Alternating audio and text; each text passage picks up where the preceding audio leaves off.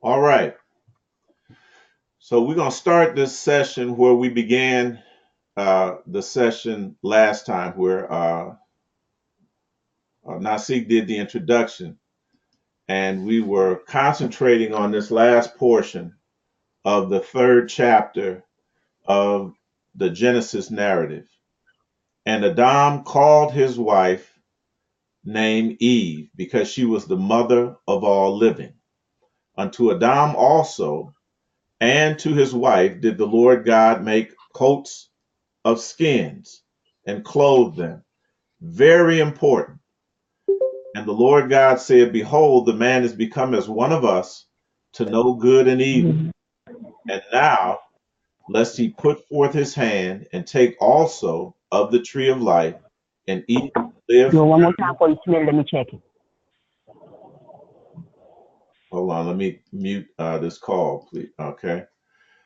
Uh, and the Lord God said, behold, the man is become as one of us to know good and evil. And now, lest he put forth his hand and take also of the tree of life and eat and live forever.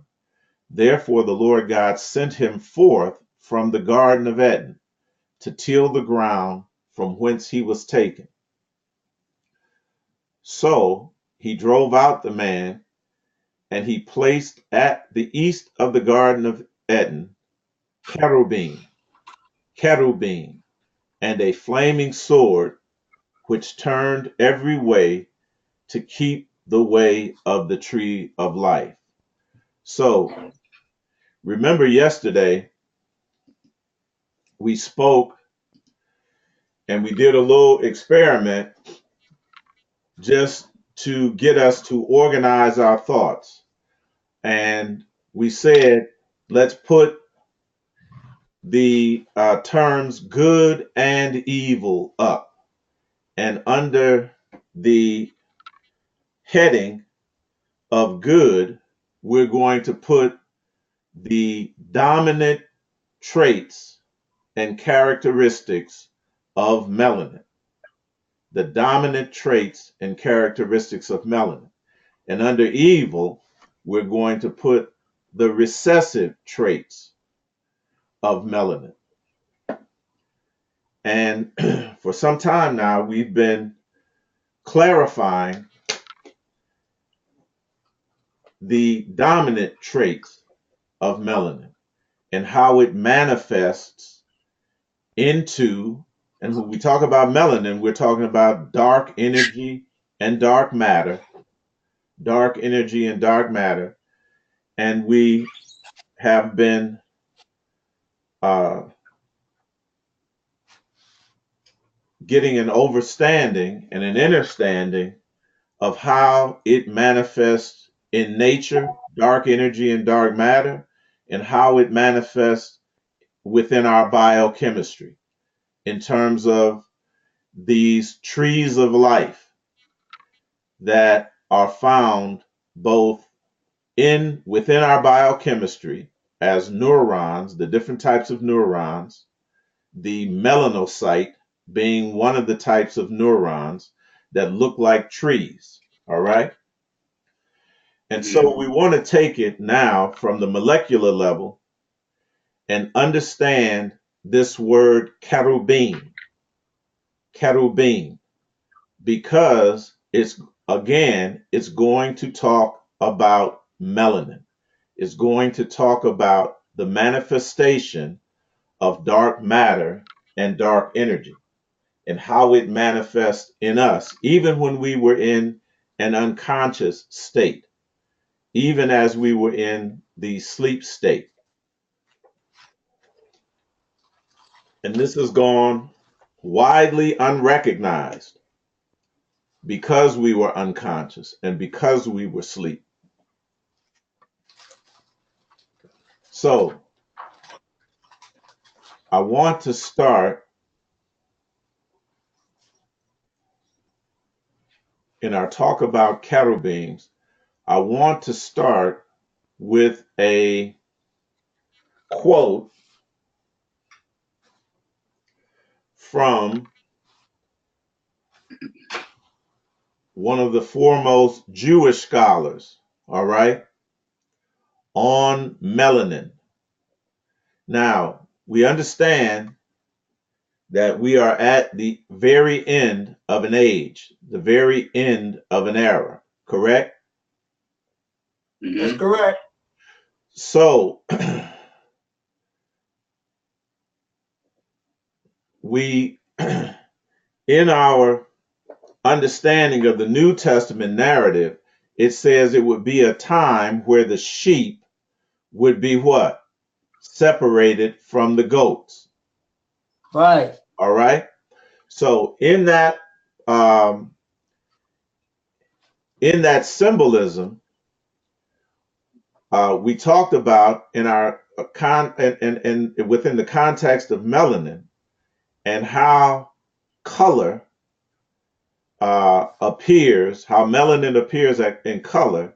The sheep are usually white, correct? Correct.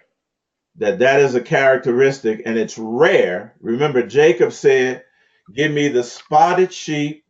I mean, the spotted cattle, the ring straight cattle. Give me the brown sheep, though, and anything that has white in it." So we're talking again about dominant and recessive traits. Everybody with me? Hey. Yes, So the sir. question in terms of this symbolism, separating the sheep from the goats, the question is, and this is posed by one of the foremost uh, rabbinical teachers, Jewish rabbis. Why do goats go out to pasture first and only afterward the sheep? The answer, it is like the creation of the world. They know this. First was darkness, and then came light. So that is their little teaching catechism. Mm-hmm. Chaos and wisdom. That is their teaching catechism. Why do goats go out to pasture first and only afterward sheep? It is like the creation of the world. First was darkness, and then came light. Now, within that characterization, within that symbolism, it is talking about the characteristic of melanin. It is always first. It is Whoa. always first. It displays the trait of being first, and then others follow. See, in rock and roll, there was Muddy Waters, Howling Wolf, all of the what was the Johnson's name? Robert Johnson, and the groups like the Rolling Stones, the Beatles, the Who, those were their gods because That's right. they created a form of music first. And then what? The white boys followed, the sheep followed. She followed. It is the characteristic of melanin is always dominant.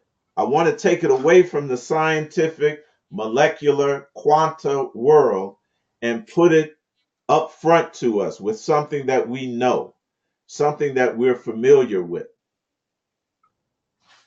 In terms of hip hop, I was in New York when hip hop got its inception, right when it was beginning, I mean, before it broke. It was just getting popular. And we ran a nightclub in Ossining, New York. Me and a partner of mine from Cleveland. And we would go to Bear Mountain in the parks in New York, and we would see these young guys out there with turntables and boom boxes, and they were making these tapes. And, we saw how popular it was. And we were managing a club for a guy in Ossining, New York. If you ever heard of Sing Sing Prison, our club was in walking distance. You can look over to the right on the Hudson River and see Sing Sing. And remember in the gangster movies, they was like, we're going to send you up the river. They were talking about Yeah. Ossining, New York. So we had our club, Club Croton, right there. And what we did, we would get the popular DJs, 3 or 4 popular DJs at our club, and have a DJ battle. And that was the most popular and electrifying thing there. But we thought, even I thought, as popular as it was, that it was just going to be a regional thing. This thing has taken over the world. And this was just some kids, Amaria, some Mm-hmm. kids that invented something that has taken over the world. See, that is our modern day pyramids. Something that just comes out of nowhere, that is first, that is primal, that is elementary, but has the power Yeah. to what? Cause the sheep to follow. We've been doing that. Our slang, words that we make, it's in the popular lexicon.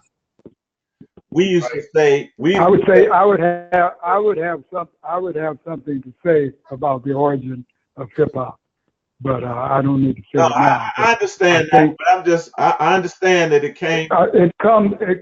I think it fits in because we haven't really touched on the Black consciousness movement. Correct. Hip hop Yeah, we're gonna do came that. out of, and part of what even gave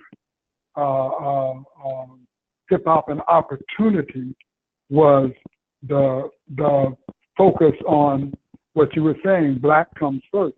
The Black consciousness movement mobilized everything, and then the enemies of Black progress or of Black primacy, they empowered the move away from hip hop having something to do with Black consciousness.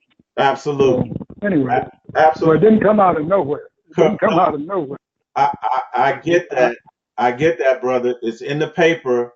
You got to give me a chance though to get to it.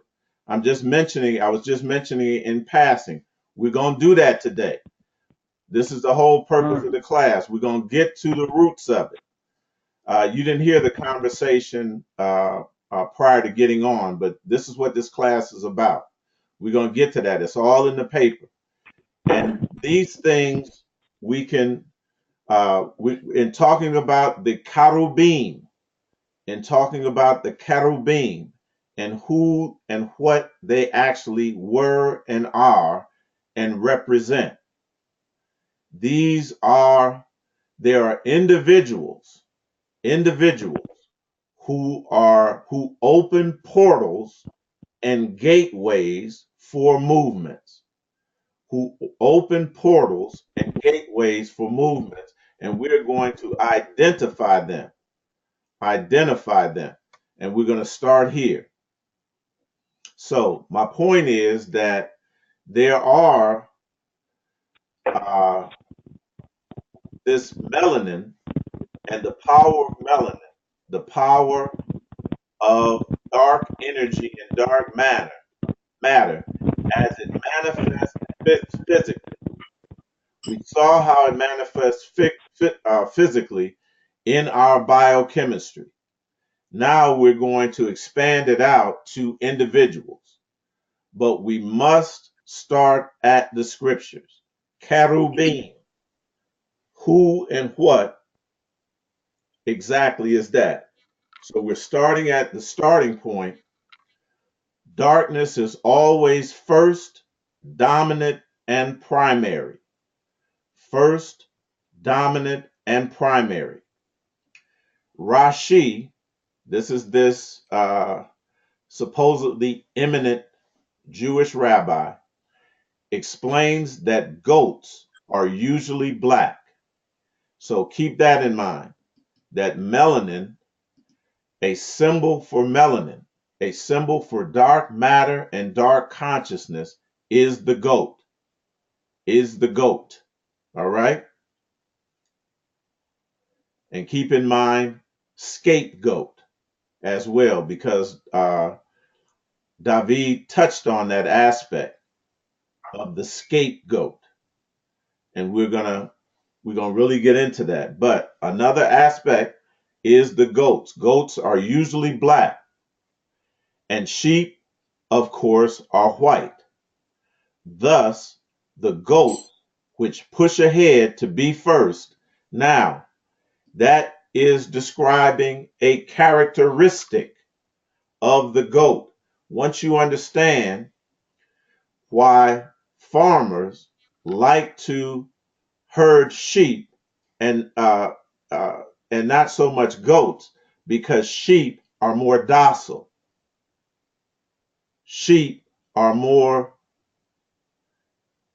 trainable, but goats are all have that wild, untamable character. That is a characteristic, a manifestation of dark matter and dark energy. It is not easily controlled. Thus, the goats which push ahead to be first symbolize primal darkness, primal darkness. And that was the first thing in the Genesis. In the Genesis. In the beginning, there was darkness, and the sheep which follow are the light which follows darkness. Talking about the dominant and recessive traits of darkness and dark energy. The goat, which represents Yavan, that is Greece, always echoes the darkness, the concealment, which is so fundamental to Yavan's outlook. It is this reign of darkness that always comes first. They know this. At the time of creation of the world, there was first darkness over the face of the deep. First darkness over the face of the deep. So let us follow this goat imagery. This goat imagery. All right? The origin of the name Baphomet is not clear. It appears to be a combination of two Greek words, Bapha and Matis, meaning absorption of knowledge. Now, let me ask you all, what aids us, biologically speaking, to absorb knowledge, to absorb light? What aids us in our biology and our chemistry? What is the substance that aids us to absorb knowledge and absorb light? Melanin. No doubt. That's all we've been talking about. You all with me? Okay. So this Mhm. goat, Baphomet, Baphometus, means literally absorption of knowledge or the absorption of light. Dark matter always absorbs light. Always absorbs light. We're demystifying now, beginning to demystify something that has been vilified. So it follows along the lines of what David was saying, that there is always an origin first, and the origin is pure, the expression is pure, and then later it is vilified, it is demonized, it is satanized, just as hip hop is being now. It is a conscious effort to do that. Other authors claim it is a corruption of Mohammed or Mohammed. Keep that in mind. It is a corruption of whom? Muhammad. Who's the most famous Muhammad that you know? Muhammad Ali. Absolutely. Keep that in mind. We're going to connect this all to hip hop. But the first definition seems to be more accurate. So they're telling, they know these secrets, but they're acting as though they are speculating. Baphomet has its origin in the goat of Mendes. In the goat of Mendes. Baphomet was also one of the aliases of Aleister Crowley.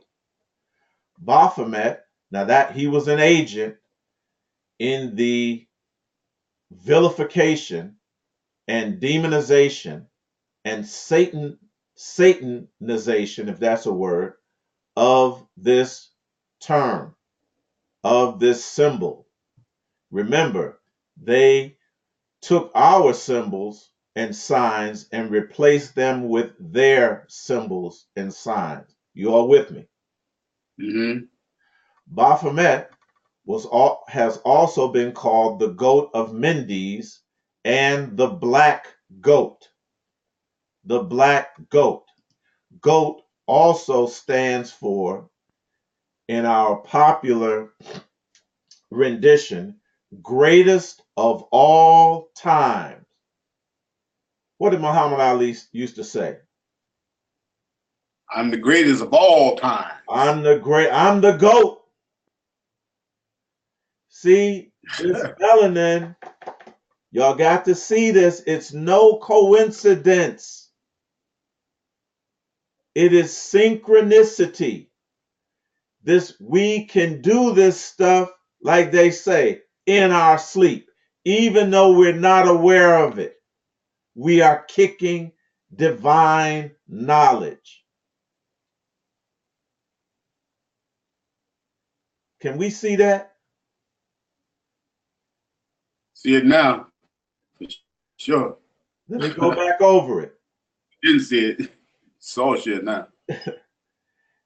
Other authors claim it is a corruption of Muhammad or Mohammed. Y'all see that, right?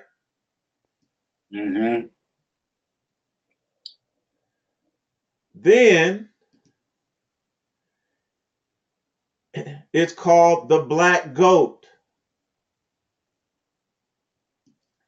Goat is an acrostic of the greatest of all time. And we know a Muhammad that used to declare that he was the GOAT, the greatest of all time. Mm-hmm.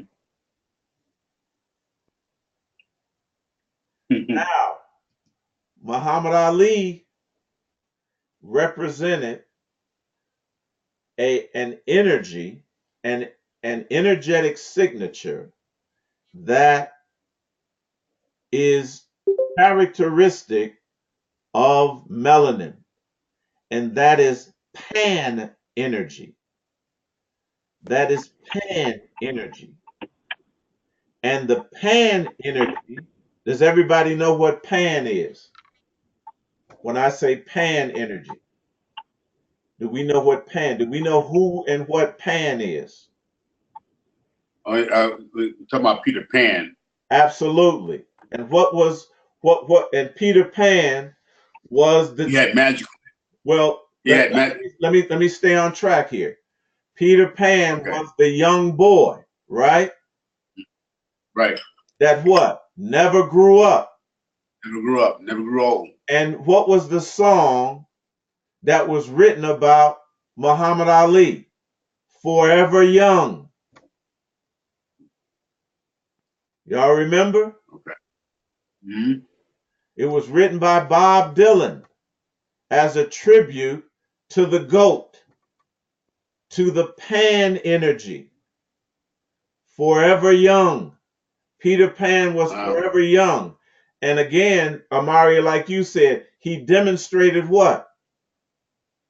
Magical powers. Magical powers, supernatural powers. Mm-hmm. Now, in Greek, you remember it said it was the Greek goat. In Greek mythology, who is Pan? Half man, Half man, half goat. you all Playing the flute. Playing the what do we call it? and played and played the pipes.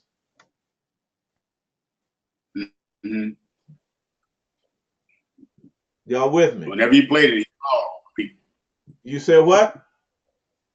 Whenever he played it, he had power over people. Absolutely. And what do you do to music? You turn it on and listen to it. What do you do? What does music make you do? You make you dance. Didn't Ali dance? Make it. Didn't he say he danced? Oh yeah. Didn't he say he Yes, danced? he did. That pan energy. We must identify this. We're coming to this word cherub and who the cherubim are. They've been in front of our face. Michael Jackson built on his property something called Neverland. Where is Neverland at? Where do we get Neverland from? The Peter Pan story. Yeah. Michael Jackson represented that Pan energy. He was a child, even though he was a grown-up, he was a child. And he acted like a child. He could he dance? Oh yeah. One of the greatest dancers of our time. Muhammad Ali, one of the greatest dancers of our time. Y'all got to be with me. This is a property of melanin, a manifestation of the dominant traits of melanin, even when we were in an unconscious state. We know this. This is familiar to us going forward. The goat, listen, also has to do with fertility and is symbolic of the magnum opus, the great work of alchemy, when one's energies from Kundalini increase. Now we're connecting the goat with serpentine energy. With serpentine energy, Kundalini energy. It is a feminine energy. This is why Muhammad Ali could say, I'm pretty in the 1960s, and then go out and knock somebody out. You all with me? It is Absolutely. a feminine energy. We looked at Khalid yesterday, and we looked at Michael Jordan sticking his tongue out like Khalid when he was dancing a dance of death and destroying his enemies. Are you all with me? This will manifest even in our unconscious state. We sleepwalk melanin. It's just like somebody says, I can do it in my sleep. And we've been doing it in our sleep, but it's been unrecognizable. And it's not going to compare to when we do it as fully charged, fully conscious, fully awake beings. You all got to hear me. Again, still talking about the cherubim. Thank you.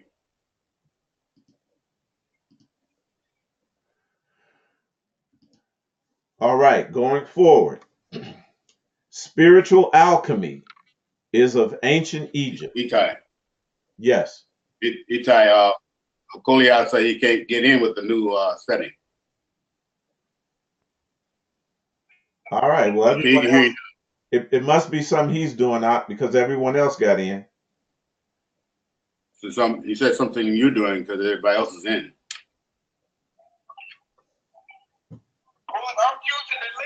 Nazi gave me, Nazi told me to call you and tell Eitai to send me the new link or something. Why don't you all deal with that? If you can send, you got the link, Amari. Why don't you make sure he gets you send him the link, and I'll put you on mute so that we can continue on. Okay. The goat also has to do with fertility, and is symbolic of the magnum opus of alchemy. Listen, when one's energies from Kundalini increase.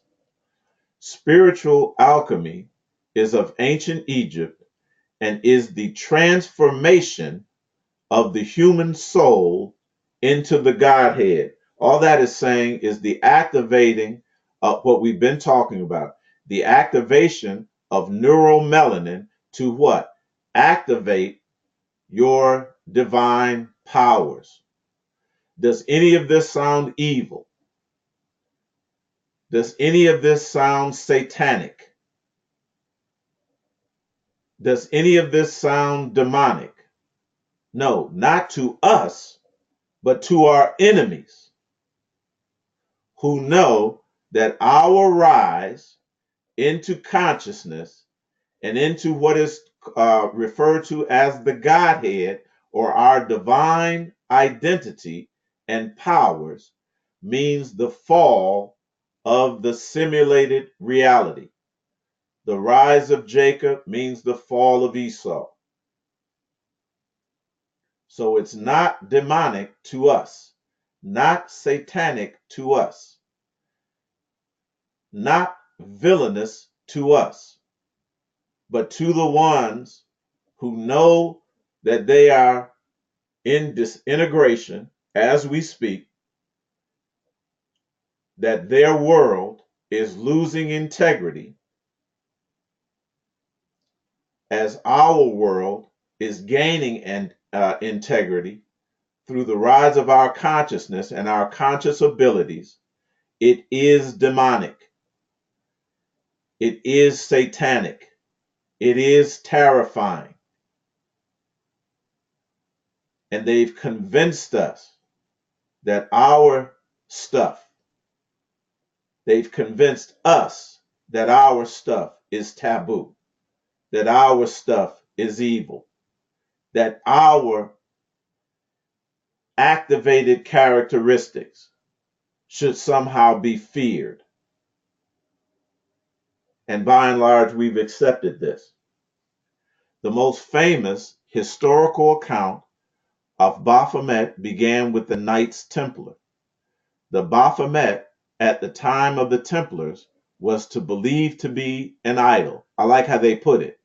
They're always trying to pawn this stuff off as idol worship, other gods, idolatry, blasphemy, all of that nonsense.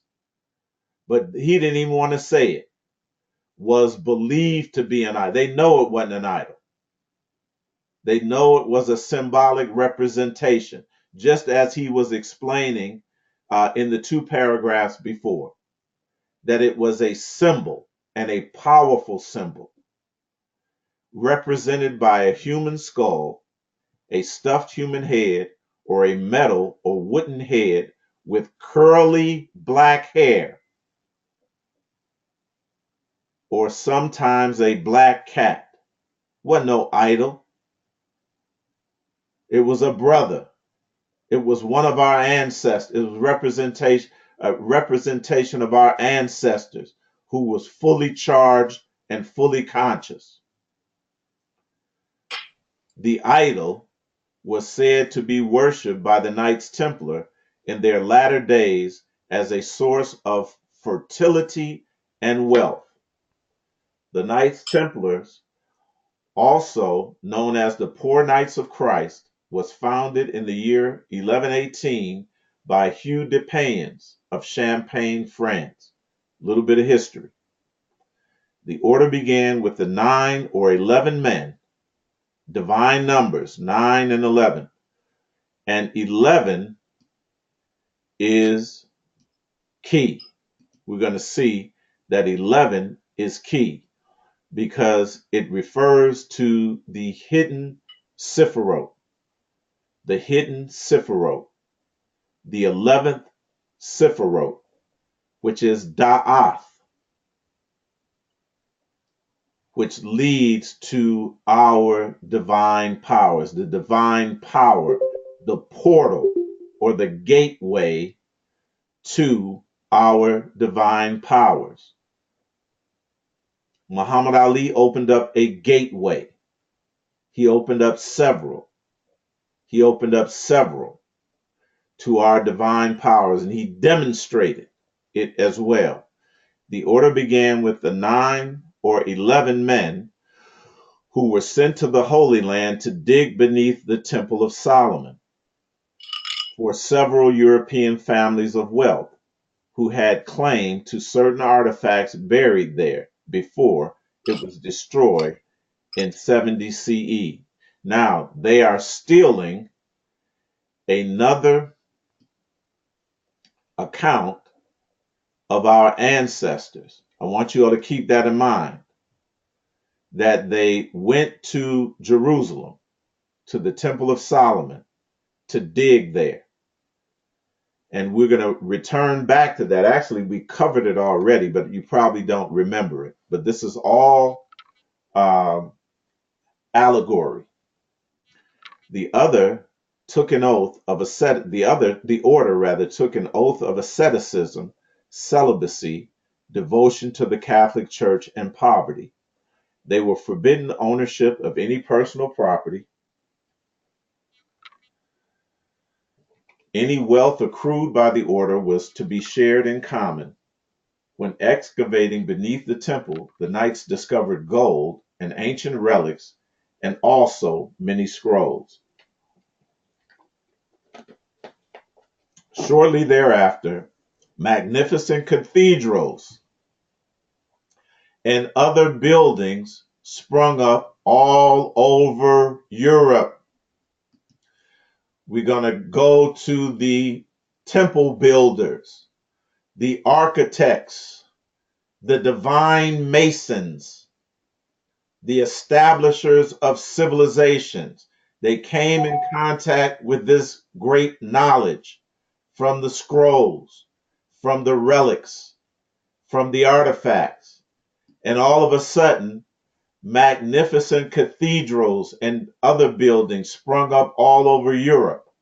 Most of the Gothic, most of the Gothic demons are known for their expertise in architecture. Let me ask you a question. Who built Washington, D.C.? Our people. And it's built incorporating these ancient signs and symbols, all within the architecture and the layout of Washington, D.C. Correct? Correct. That's old news. That's old news. But we fail to identify, for the most part, and make this connection back to that we were just demonstrating something that is a dominant trait within us. We are civilization builders. We are the great masons. We are the great archons and architects of history. And there are legends claiming many bridges and buildings in Europe were built by whom? By us. No, look at the writing. Was built by whom? Right here. Satan and his demons. They're talking about you. They're talking about you. They call us Satan demons, yeah. In your activated state. In your fully active, when your powers are fully activated. Because when your powers are fully activated, you cannot be dominated.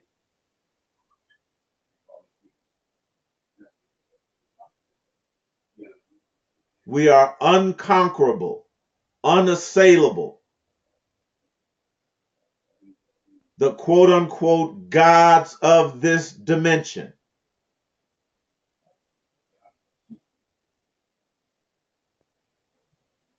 Everybody with me? Here's the article. Slaves helped build the White House, the U.S. Capitol. And not only that, Washington, D.C. itself.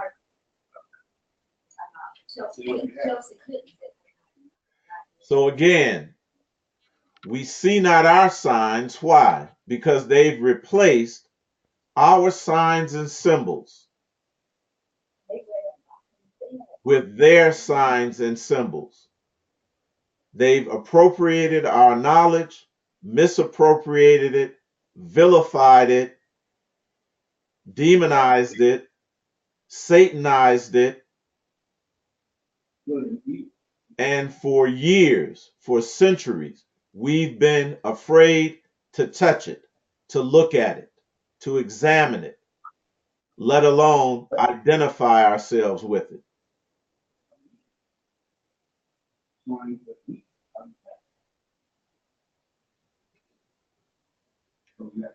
So let's move forward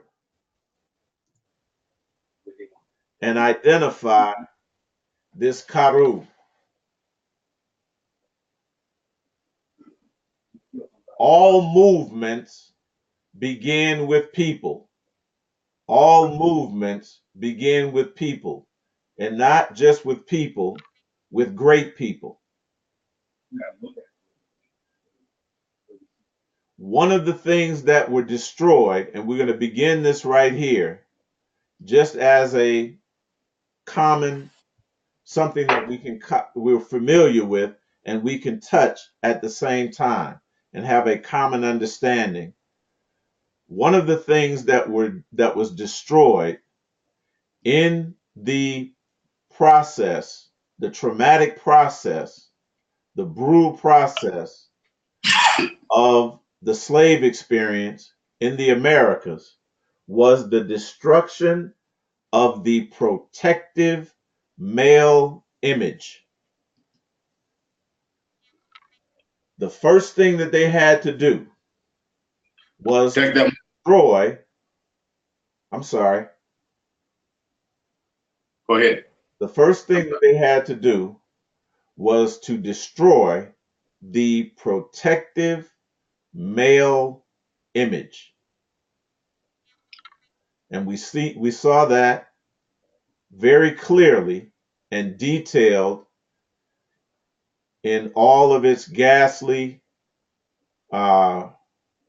detail in the Willie Lynch battle. How they systematically destroyed the protective covering.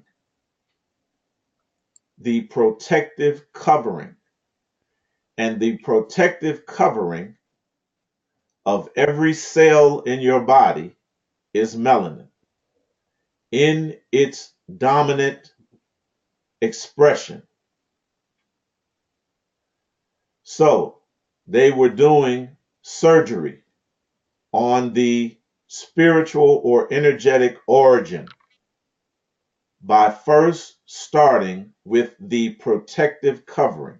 You destroy the protective covering of anything and it leaves the whole organism exposed. The whole organism exposed and vulnerable.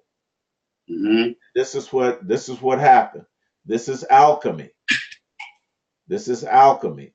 This is spiritual chemistry in its most destructive form.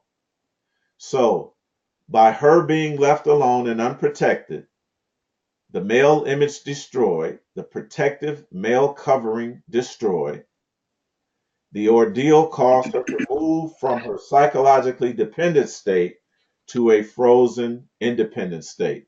And we see that to this day. Talking about a strong, independent black woman who don't have a man and then say they don't need a man. Mm-hmm. In the Bible, this is where they got it from. in the Bible, there is a phrase called Hasakak Kerub. Hasakak Kerub. Remember, we're talking about the Cherubim. And it is a statement that is saying the covering, protective Cherub or angel. The covering, protective Cherub. They say the covering angel. And who is the covering angel in the scriptures? What do they refer to him as? The covering angel in scriptures. Does anybody know? The Cherubim. No. It's another name. They call him the covering. Archangels. What's his So name? you're saying the Lucifer, Lucifer. Who said it? David, Lucifer, the light bearer, the enlightened, turned on aspect, activated melanin, the light bearer. Didn't we say that melanin first of all, melanin absorbs light, correct? You all with me? Mhm. And then we said that melanin is the source of all light, correct? Mhm. So, therefore, melanin is the bearer of light. Y'all with me? Okay.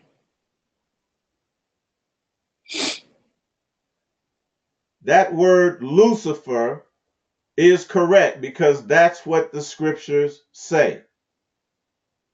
But that is not what the Hebraic word is. Lucifer is not Hebrew. The Hebrew word is Hallel. And we say it every time we say Hallelujah.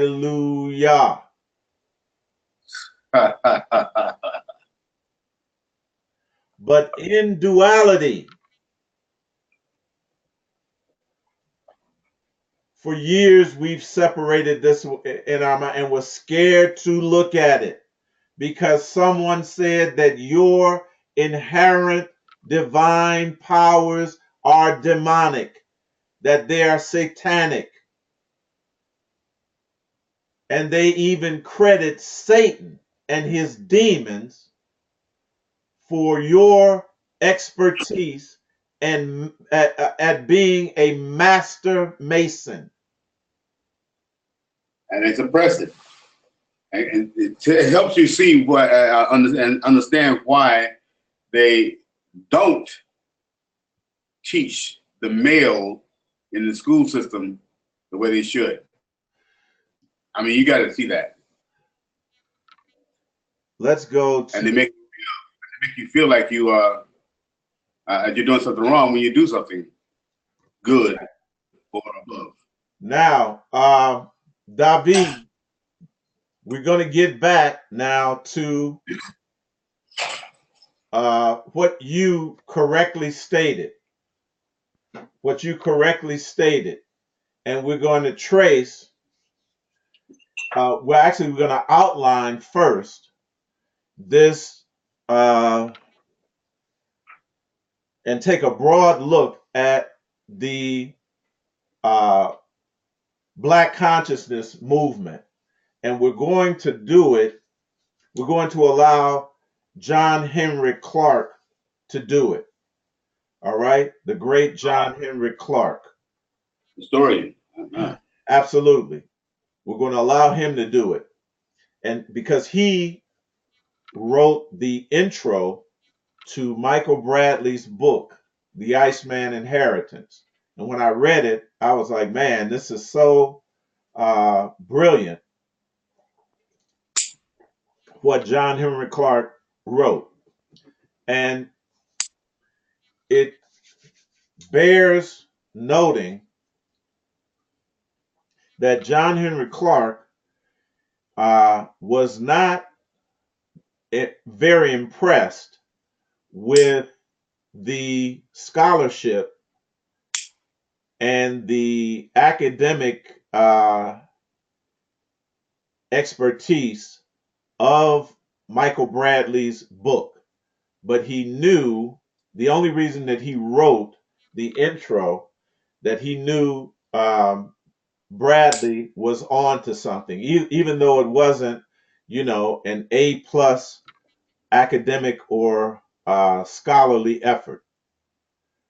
But I thought it was even more impressive that he agreed to write it in because he saw something there.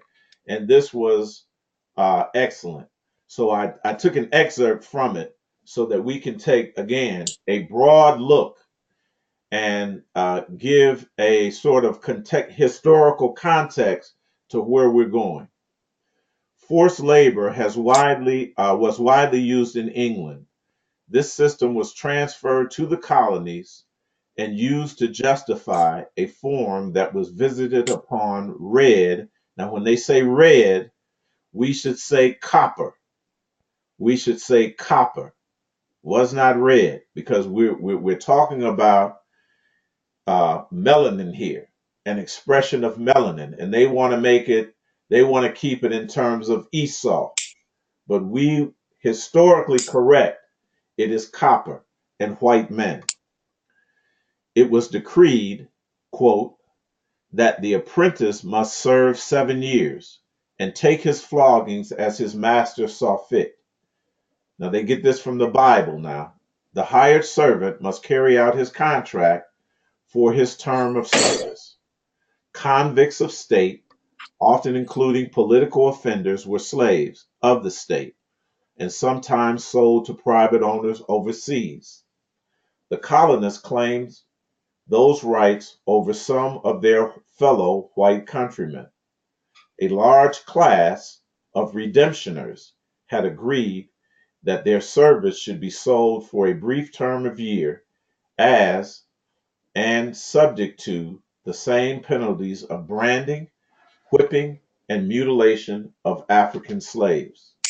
These forms of servitude were supposed to be limited in duration and transmitted no claim to the servant's children. In spite of this servitude, the presumption in law was that the white man was born free. The English settlers had at once began to enslave their Indian neighbors, soothing their consciousness with the argument that this was right to make slaves out of pagans.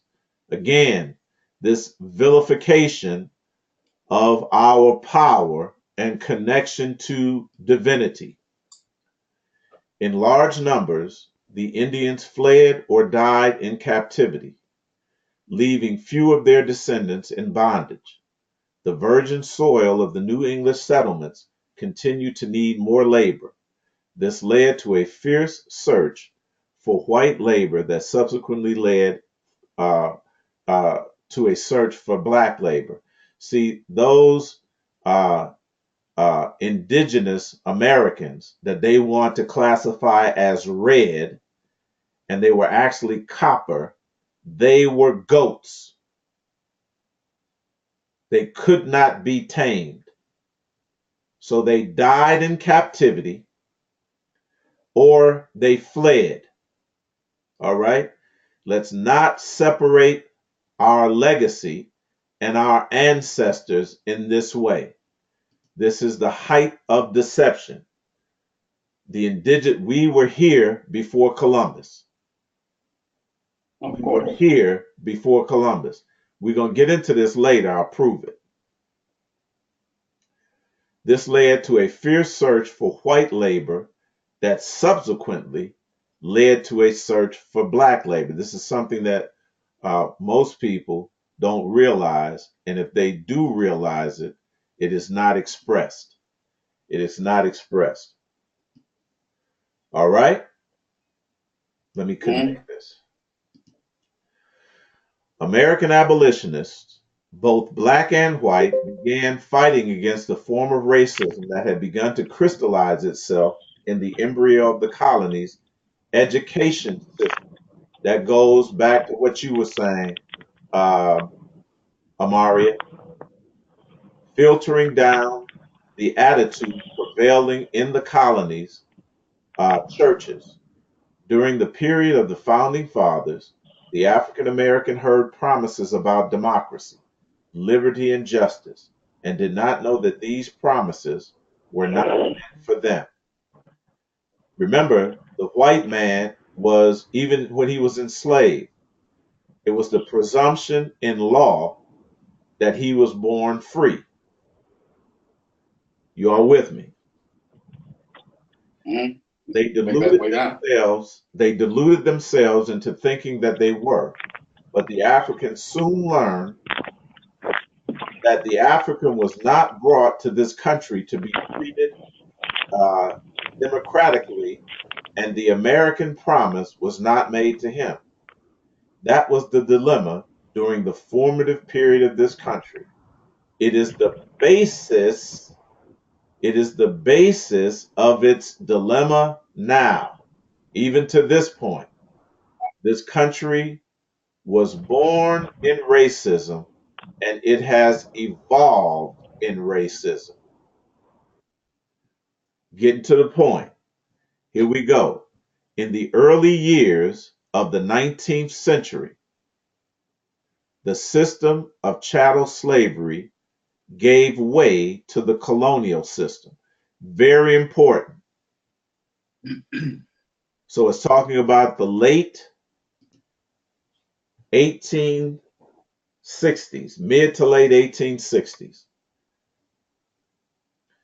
This was not the end of racism as it affected Africans and other non-white people throughout the world. It was only a radical change in how it would be manifested. The European would now change the system of capturing Africans and other non-white people and enslaving them thousands of miles away from their homes. They would enslave them on the spot within their own countries and use them as targets for the new goods coming out of the developing European Industrial Revolution and out of their countries and their labors to produce grist for the European mills. The industrial rise of the West has as its basis a form of racism. Racism helped lay the base of the present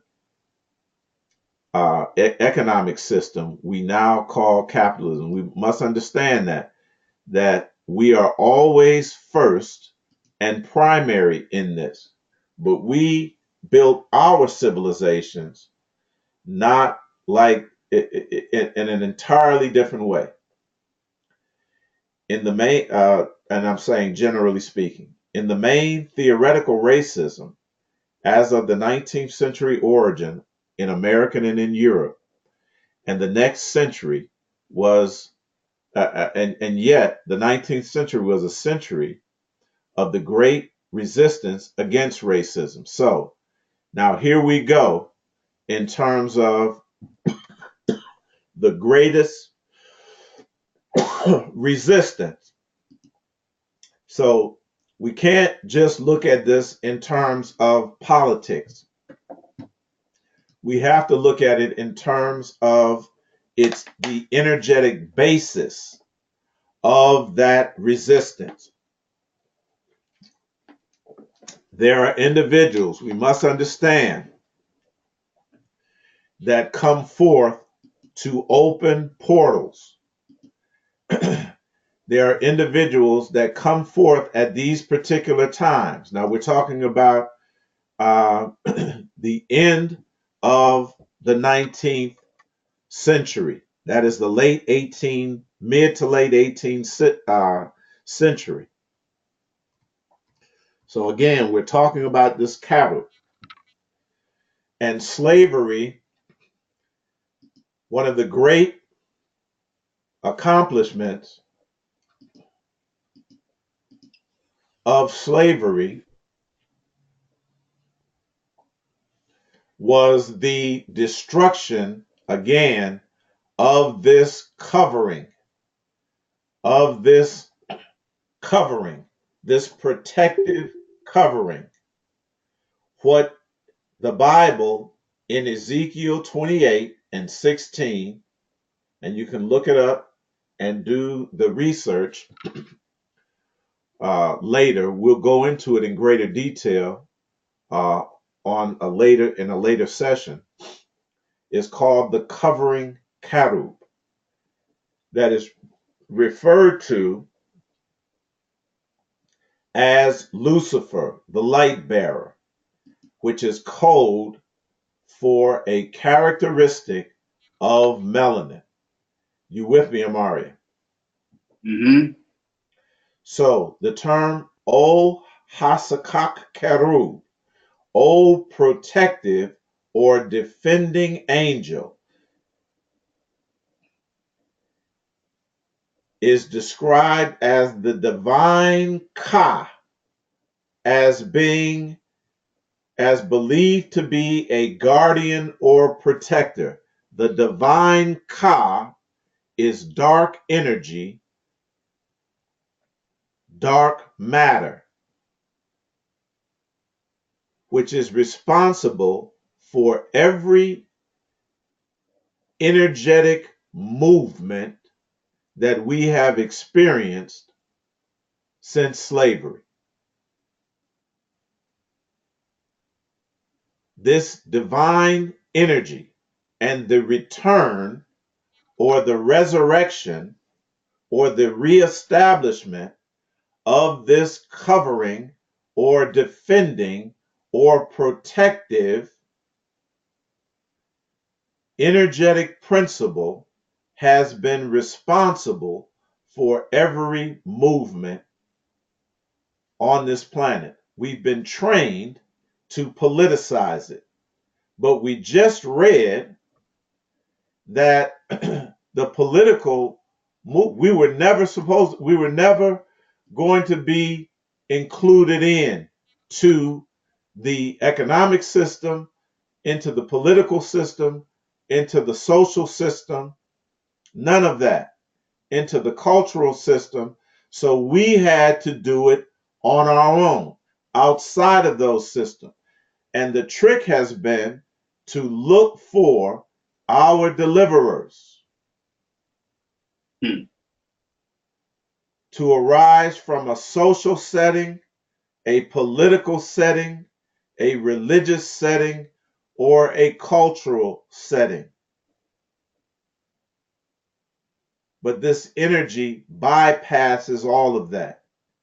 And as it bypasses, we've missed these individuals that have opened up these doorways for these particular qualities, for these particular energetic signatures to enter in. And these individuals embodied those characteristics. We were looking for a defender, but we were looking for a religious defender. We were looking for a defender, but we were looking for a social defender. Some people still are. We were looking for a protector, but we're looking for a a cultural hero to arise. Wasn't like that.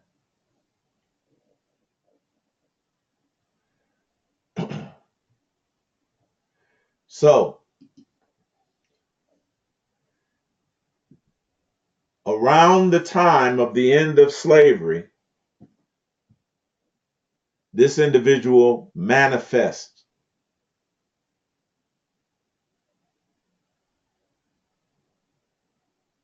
This energetic signature manifested. Hasakak Kerub in Jack Johnson, the Galveston giant. Now remember, we read yesterday, and I'll go back to it, in the 6th chapter of Genesis, We got to listen carefully now.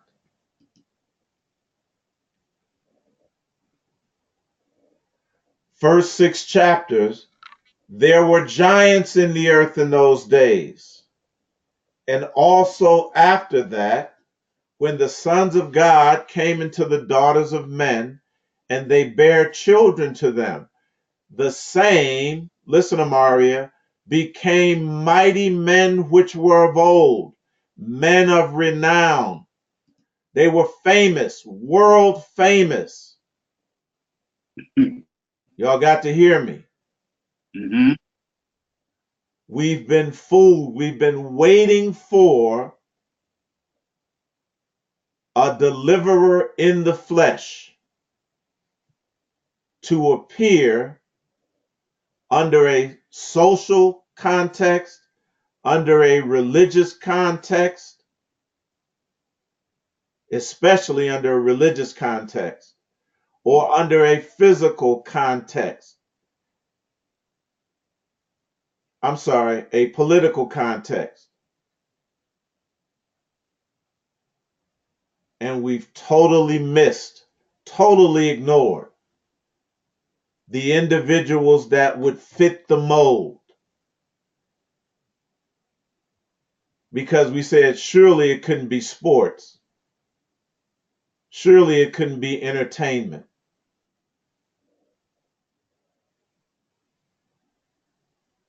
Or any of these things. Surely it couldn't be music.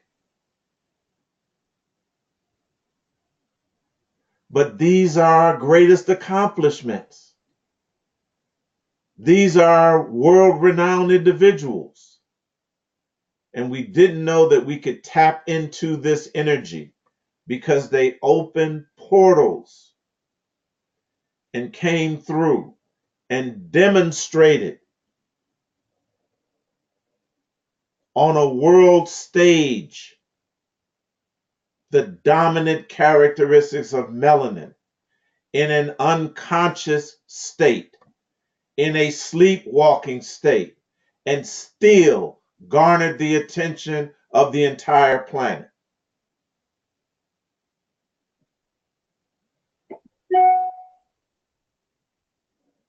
Are you all with me? Absolutely.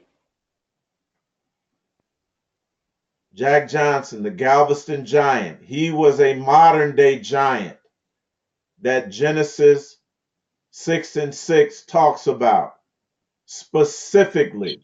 I'm sorry, Genesis 6:4 talks about specifically. Listen to his story. Jack Arthur Johnson, just John Arthur Johnson called Jack. March 31st, look, 1878, born right after chattel slavery. When John Henry Clark said that after chattel slavery, almost immediately, the greatest resistance to racism and white supremacy began to form and emerge. And I'm telling you, Jack Johnson opened up a gateway or a portal at that particular time period. One of the men of renown, the Gibarim, the Cherub, nickname, of course, the Galveston Giant, was an American boxer who, at the height of the Jim Crow era, listen, became the first African American world heavyweight boxing champion from 1908 to 1915. Johnson went on to become one of the most, what's that word? Dominant champions of his time, and remains a significant historical figure in heavyweight boxing, with his 1910 fight against James J. Jeffries, being dubbed the fight of the century. Johnson was faced with much what? Controversy. Controversy. This energy is always going to create controversy and enmity. When he was charged with violating the Mann Act in 1912, even though there was an obvious lack of evidence and the charge was largely racially based. You know what the Mann Act is? Jack Johnson was married to a white woman. Yeah. And she traveled with him across state lines. And they said they charged him with pandering, that he took her across state lines for sexual purposes. I mean, that was his wife. In a documentary about his life, Ken Burns notes, for more than 13 years, Jack Johnson was the most famous and most notorious African American on earth. He was the GOAT. He was the GOAT of his time. Are y'all with me? Mm-hmm. Now, I want to tell you something and show you something about the physical signature of these individuals, these giants, all right? They manifest in the material world as giants, as larger than normal. You with me, Amari? Physically larger than normal. Johnson was born the third child of 9 and the first son of Henry and Tina Tiny Johnson, 2 former slaves who worked blue collar jobs as a janitor and a dishwasher to support their children and put them through school. His father served as a civilian teamster.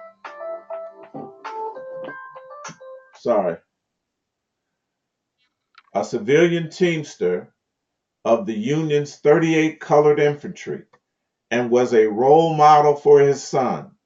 As Jack Johnson said, his father, listen, was the most perfect physical specimen that he had ever seen.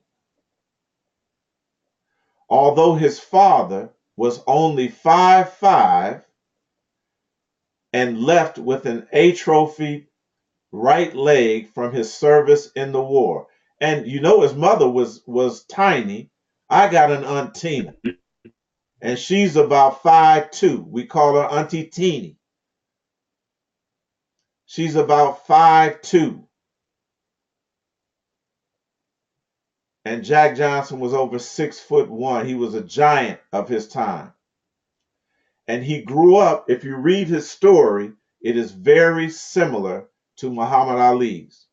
Very similar to Muhammad Ali's. We won't go through it, but we want to make the statement that these individuals, and I'll prove it, that, and the Bible states it, that they are manifest usually taller.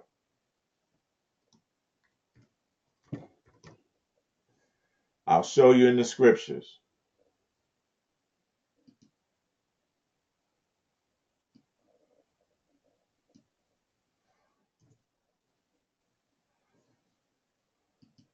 The first, symbolically, it gives you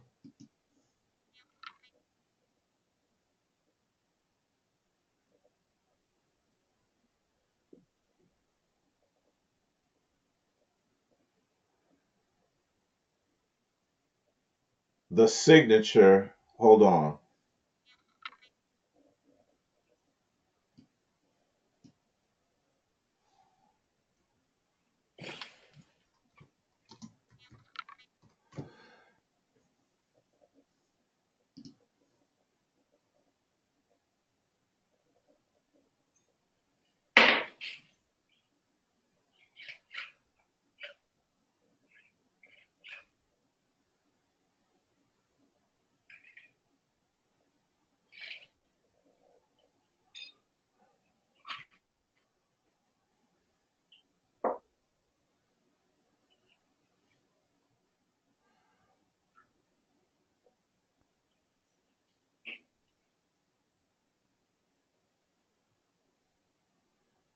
Bear with me.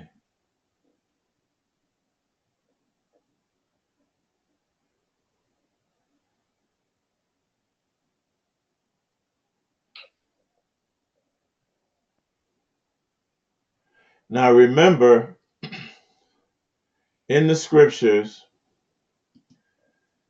that there wasn't supposed to be a king, this idea of a king in Israel, let alone a kingdom. That's right. And the people asked for a king, correct? In the narrative. Correct. And who was the first king of Israel? Saul was the first king of Israel. And I'm trying to find, okay, here it is.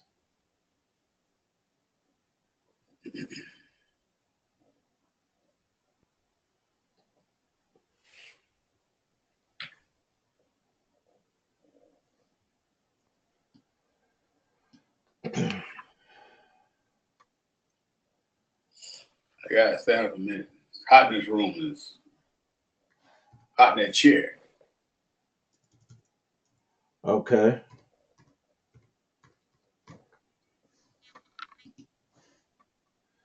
Bear with me. Mm-hmm.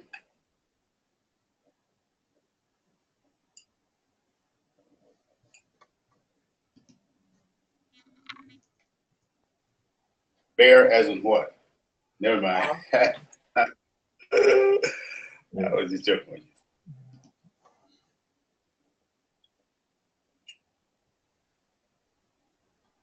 I want to find this.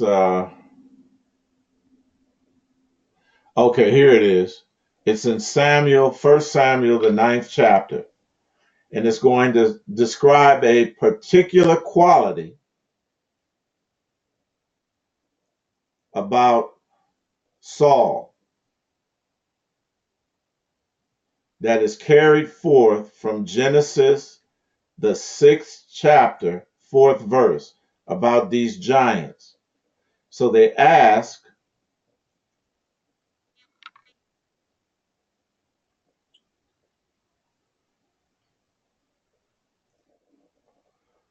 the people of Israel in the narrative, in the allegory, ask for a king.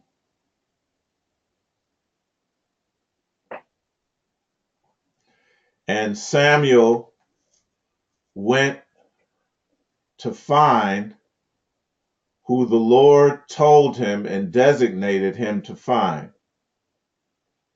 And it says, now there was a man of Benjamin. And remember, just like we're going to find out, just like the parents or the lineage of Jack Johnson, it was not tall people.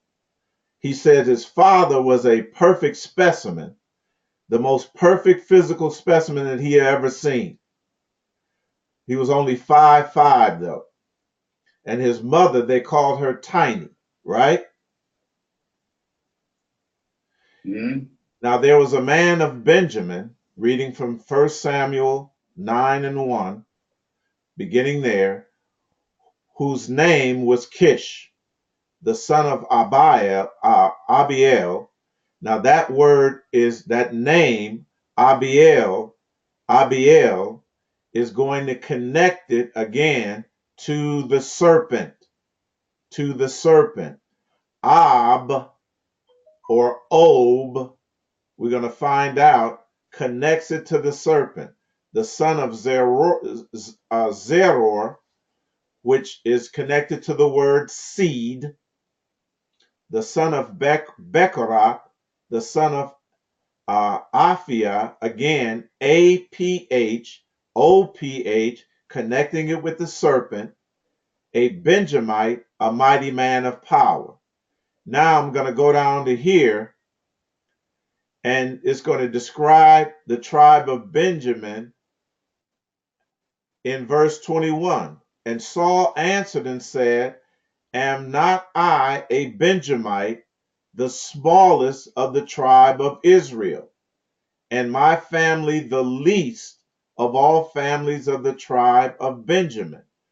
Wherefore then speaketh thou so to me?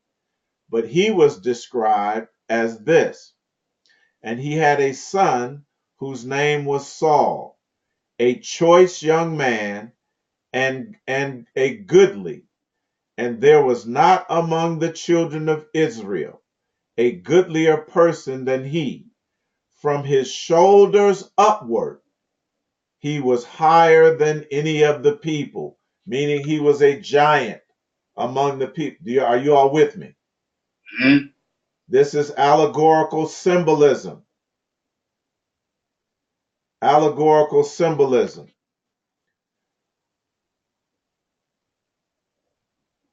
Another Cherub was Miles Davis. Created forms of music.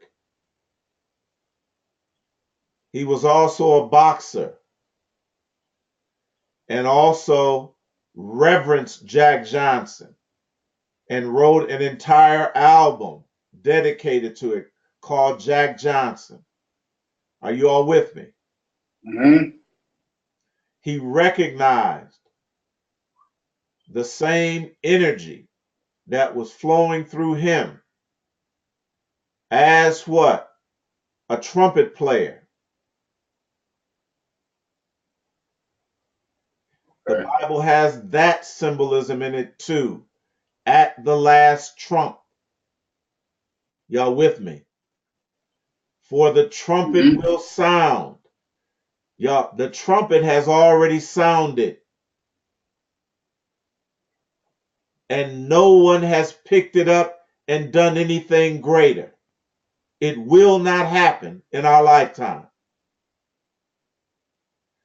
We were looking for this thing to manifest in some type of airy, fairy, spiritual, ghostly manner. And it has already manifested.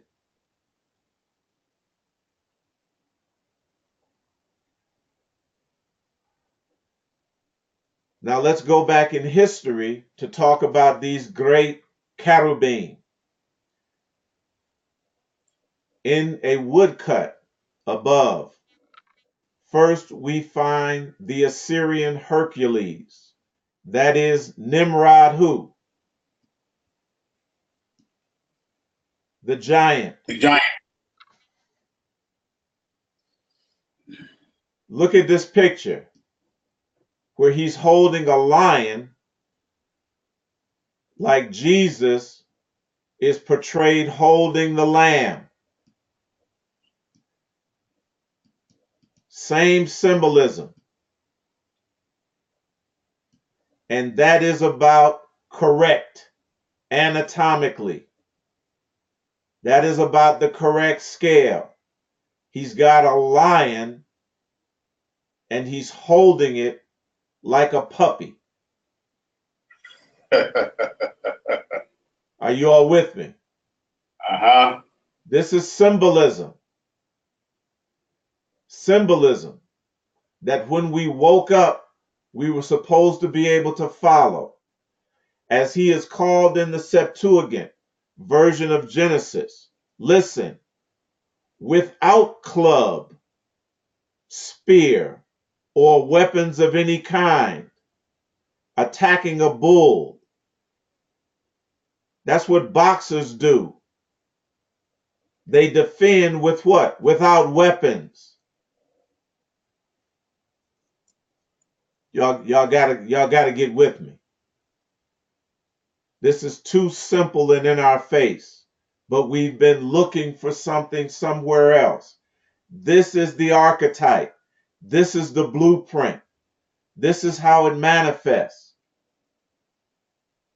Having overcome it, he sets the bull's horns on his head as a trophy of victory and a symbol of power. And thenceforth, the hero is represented not only with the horns and hoofs above. Sounds like the devil, don't it? Mm-hmm. But from the middle downwards. From the middle downwards, with the legs and cloven feet of a bull, that is the representation of Pan, half man, half bull, or half goat. Same thing. Is it connecting for everyone? It's connected. Thus equipped, he is represented as turning next to encounter a lion. Now let's go back to Genesis, the 6th chapter. Because symbolically, the 3rd chapter rather, and tie these things together. When you conquer the lion by divine power, you take his hide and cover yourself with it, right? Mm-hmm. And unto Adam also, to his wife, did the Lord God make coats of skin and clothe them. Symbolic language, symbolic language. Thus equipped, he represented as turning next to encounter the lion. This, in all likelihood, now understand, all of this is allegory, is intended to commemorate some event in the life of him who first began to be mighty in the chase and in war. To be mighty in the chase means that you have fast, skilled feet, and mighty in war, that you have fast, skilled hands. Are you all with me? Uh-huh. And who, according to all ancient tradition, was remarkable also for bodily power, as being the leader of the giants that rebelled against heaven. Now Nimrod, as the son of Cush, was black. In other words, was a Negro. Can the Ethiopian change his skin? Is in the original, can the Cushite do so? Keeping this then in mind, it will be seen rather, that in the figure disentombed from Nineveh, they dug it up. We have the prototype of the Anglo-Saxon Zer-Nebo-Gus. Remember, the lineage of Saul, he had in his lineage, bear with me,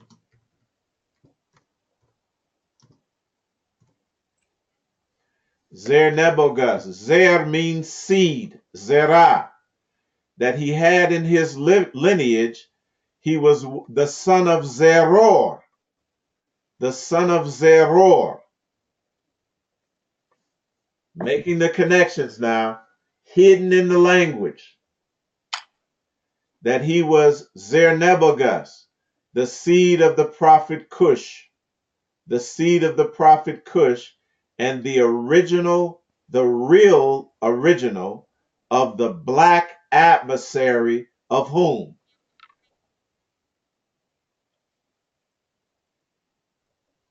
Mankind.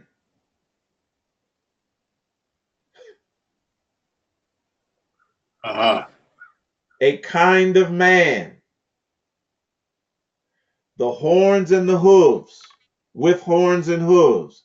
It was a different character from that of the adversary that Nimrod was originally worshipped. He wasn't worshipped, he was revered.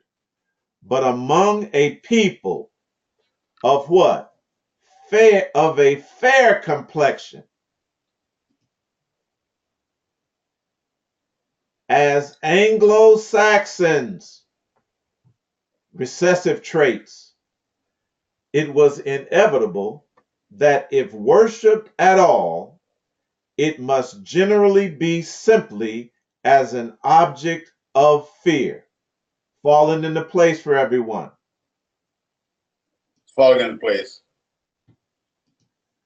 And so Kronos, the horn one, who wore the horns, was as the emblem both of his physical might, and when they talk about sovereign power, they're talking about divine power, demonstration of divine power, has come to be in popular superstition representative of what?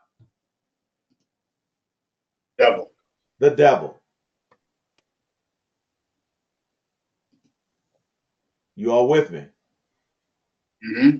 I'm going to pause here before going forward, because we're going to deal with and show you exactly who Zer-Nebugus was, the seed of the prophet Cush.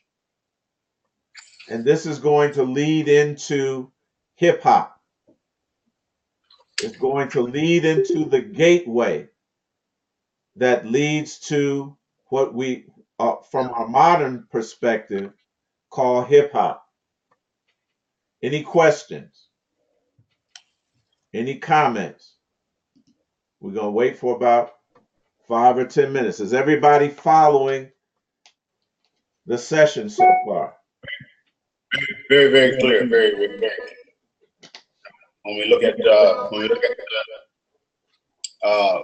the prominence of Michael Jackson, for that matter, how he was revered all over the globe. He wasn't just revered in the United States; it was all over the globe. Wherever he went, a portal was open for him. A portal was open for his emergence, and he came on through. How we doing, David?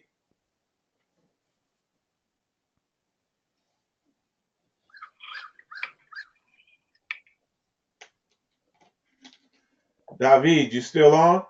Yeah, no, I'm here. I had to take my phone out and open it up and unmute it before I could answer. I heard you. Yeah, we're doing very good. And I think it's interesting because one of the things, when you're talking about entertainment at all, particularly hip-hop, one of the things that the Christian advocates have said is they've shown, well, these entertainers are worshiping Baphomet. Absolutely. So it's very interesting. That, and you know what I say? They're conscious. Right. They're conscious, but they, people say, oh, you see, they're devil worshipers and the Illuminati. You done fell for the okie doke. You done fell for the banana in the tailpipe. And we're going to get back to, we're going to get to you, David, in particular, and your boys. We're going to get to that. We're going to lead right up into that. But these are the roots. These are the ancient roots. And by and large, we have ignored it. It's very interesting that I had a controversy and a conflict with the rapper Jay-Z. Uh-huh. And that he came back, and his latest album, I always considered that one of the things he intended to do, was to speak directly to me. Absolutely. And let me know that he was conscious, more conscious than I was giving him credit for. Hey, it takes time, though. We have to be, first of all, we got to be patient with ourselves, and then, of course, patient with others as well. Because this thing is going to come for surely. They cannot stop it. But we just have to let it emerge like it's going to emerge. It's emerging anyway. They cannot hold this thing down. They can only along with patience, They can only divert our attention and get us to believe this demon and Satan stuff, this nonsense, what they refer to in their own words as a superstition. Stevie Wonder, one of our prophets, told us, if you believe in things that you don't understand, you suffer. Superstition ain't the way. That was one of our blind prophets. Yeah. So we talk about, you say patient, we have to be patient. Yes, we have to be patient, but also we must learn, and that's what what you're describing is an unlearned person. That's correct. We didn't recognize Barack Obama. That's right. Get back to that because I want to go to this. I want to continue on. We'll come back and hit Barack, but he was another one. We were expecting him to do something what? Political or social for black people.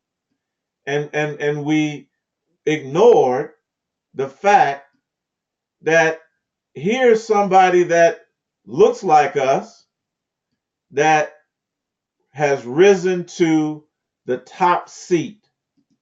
We were never supposed to be included. We just read what John Henry Clark said.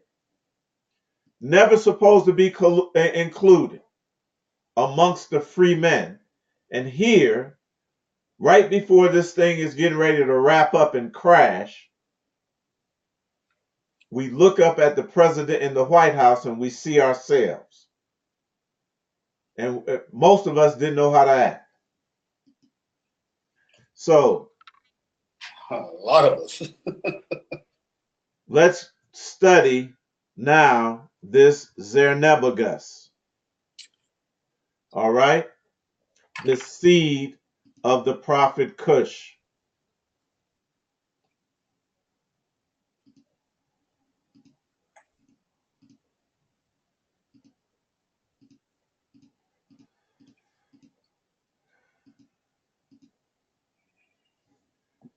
Now, here we go. The dark secret of life. On earth, nature is painted in many colors, transcending purely aesthetic values. The colors play a unique role in the communication between different worlds, animal, vegetable, mineral. Color is an instrument of communication. A couple of classes ago, we went through this in very much detail, talking about the neurons and the melanocyte and how it communicates that we are our body represents a network of living trees that communicate knowledge and pass on knowledge. The mechanism with which color is formed is physical. It happens through the change of the state of the electrons in material. Color is an electrical phenomenon. I'm going to say that again. It is an energetic electrical phenomenon. Light and electricity are easily transformed from one to the other.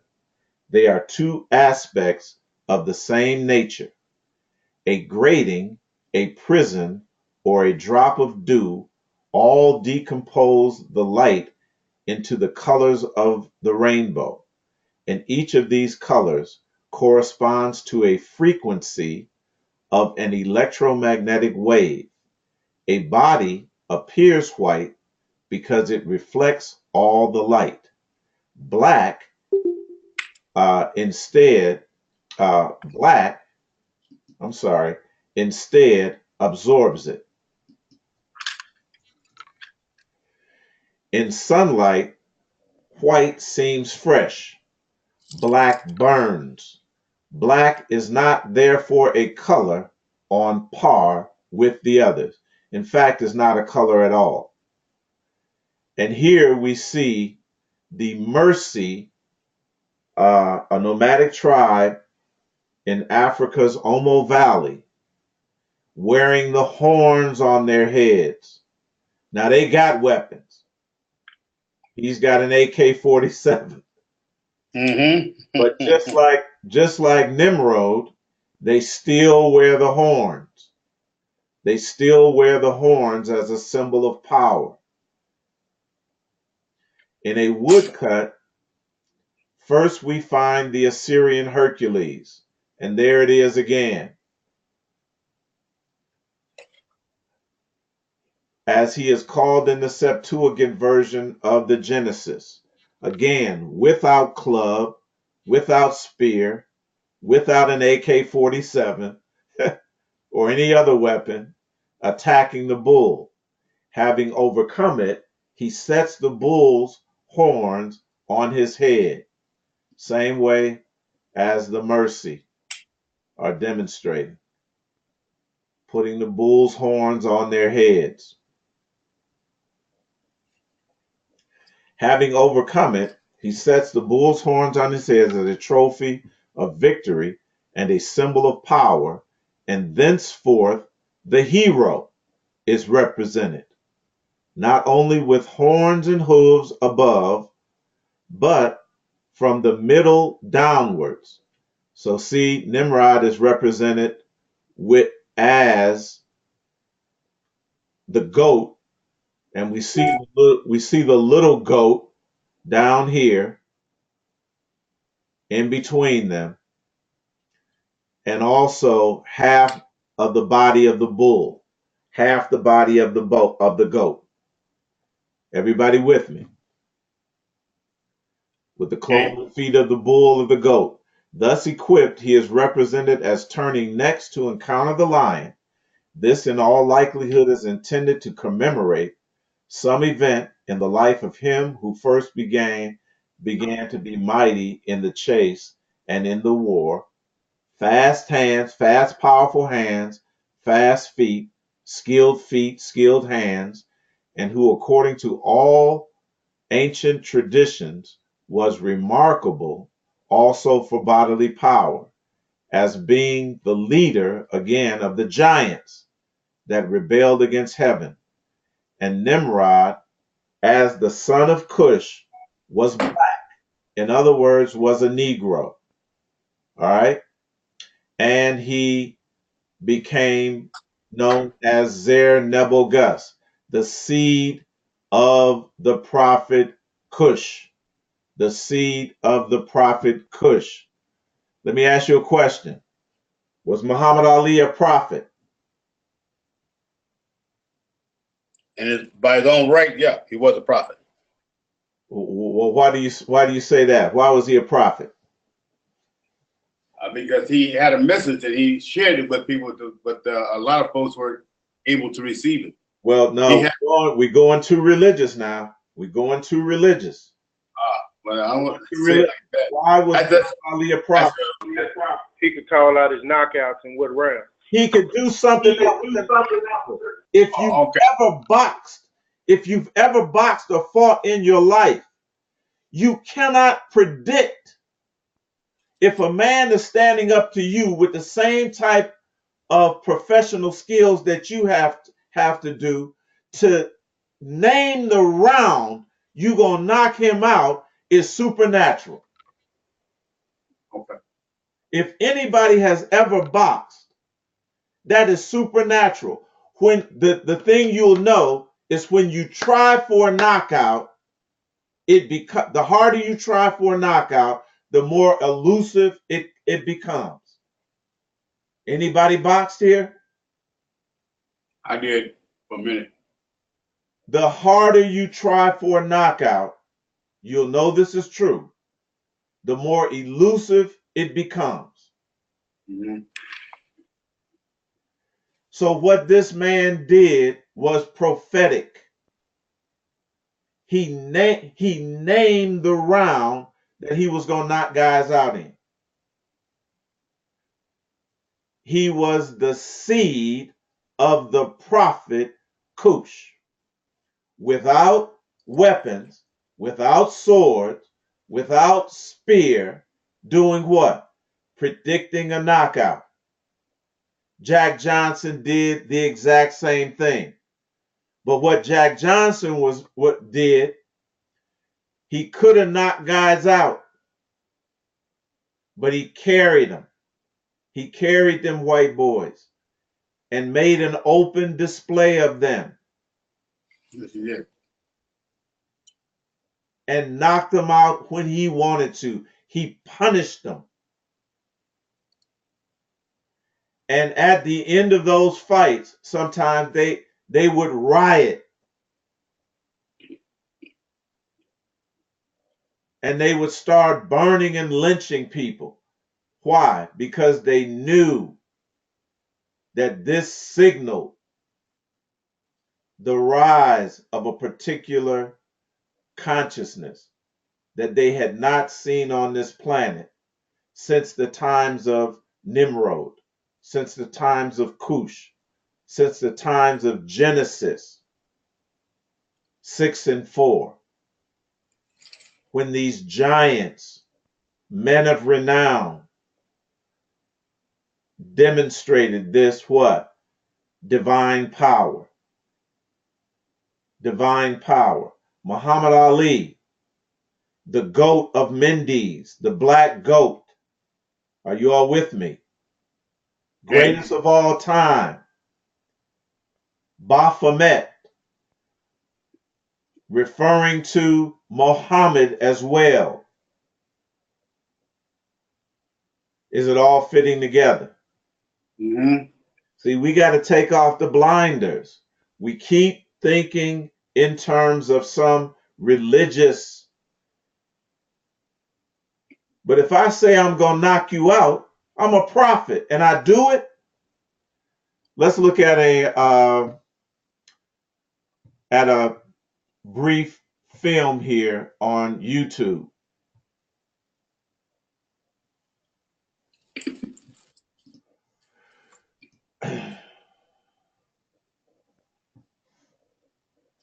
And this is when I'm trying to find this quote of Muhammad Ali. I had it when I was putting this thing together. And family, I neglected to copy it and put it in the paper, and I can't find it. It's so hard to find now, where Muhammad Ali,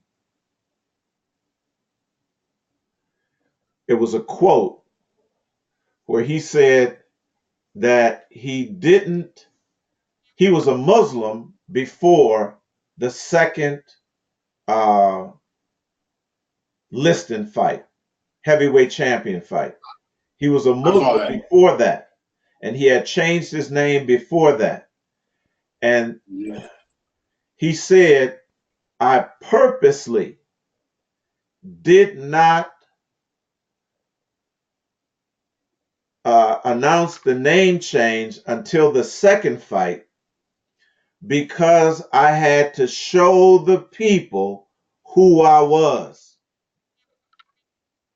Y'all got to hear that. He's saying, I wasn't Cassius Clay. I wasn't even Muhammad Ali. Subconsciously, he knew he was representing something else. And he told the people, I'm going to show you exactly in his words what he said.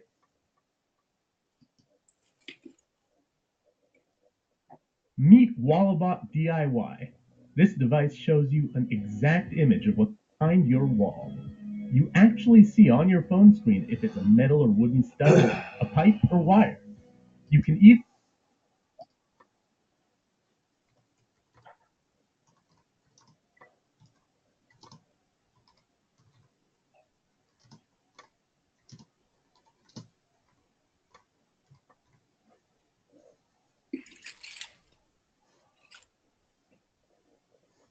Here it is.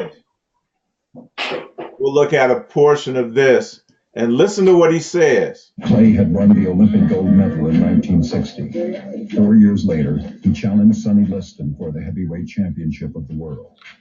You tell us your camera, your TV man, your radio man, and you right there in the whole world. If somebody doesn't look me, I'll tell him he's the greatest and get the next guy out of the country.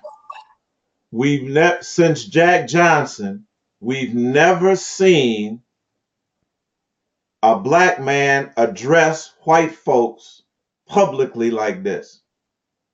No. In the interim, they told Joe Louis, another great heavyweight, they gave him strict rules to be what? The exact opposite of Jack Johnson. When they put the microphone in front of Jack Johnson, he sounded like this. Way back there, when they would lynch you for talking like that and for expressing your superiority verbally over a white man, let alone lifting your hand and doing what he did, destroying them in the ring. He both said it, then he demonstrated it.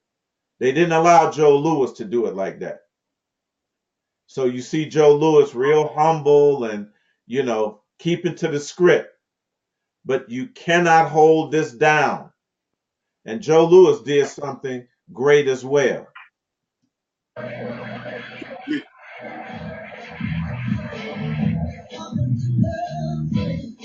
Liston was considered a... Now, you're listening to James Brown music as well. James Brown is another one. Mighty, mighty in the chase, fast feet, correct? Mm-hmm. The portal was open for that energy to manifest in James Brown as well. And James Brown inspired Michael Jackson and Prince. But all of those individuals could dance. All of them could dance. Muhammad, James Brown, Prince, Michael Jackson, so forth and so on. Y'all with me? Mm-hmm. Heavyweight. He had won the title with a first round knockout.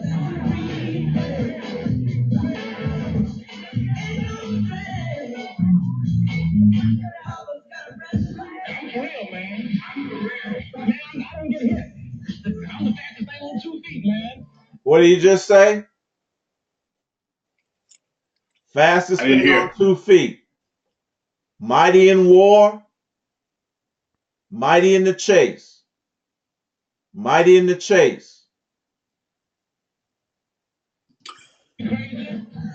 I thought Liston would absolutely take this kid apart and just kill him. I mean, Liston was an absolute thug. His background was clouded by prison time and alleged links to organized crime. His public image was intimidating. He clearly preferred to let his actions in the ring do the talking.